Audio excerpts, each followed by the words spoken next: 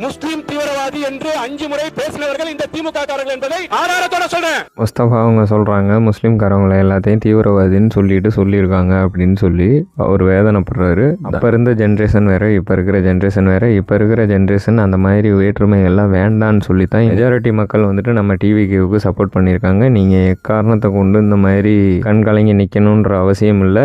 நம்ம இங்க பிறக்கணுமா அங்க பிறக்கணுமா அப்படின்றது நம்ம கையில எதுவுமே கிடையாது. நம்மளை படைச்ச கடவுள், இந்த பிரபஞ்சத்தின் அனைத்து மத கடவுளின் துணையோடு தான் நம்ம ஒவ்வொருத்தரும் இங்கே வந்திருக்கோம். அந்த கடவுள் பார்த்து முடிவு பண்ணுறது தான் எந்த மாதிரி இடத்துல நம்ம பிறக்கணும் அப்படின்றது. நம்ம எந்த அக்ரிமெண்ட்லேயும் நம்ம சைன் பண்ணிட்டு வரல. அந்த அடையாளத்தை வச்சு ஏற்ற தாழ்வு அப்படின்றது கொண்டு வர்றதே தப்பு.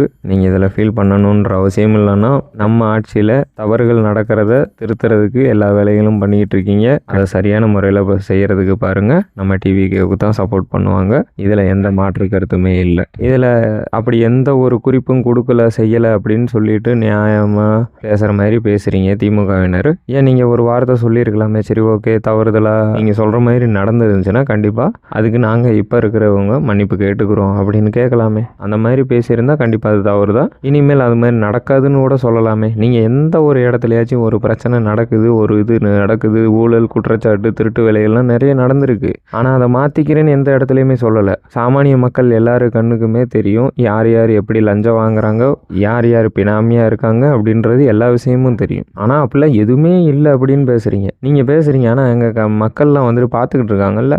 ஆதாரம் இல்லாமல் செஞ்சுட்டா அப்போ அது உண்மையாயிருமா?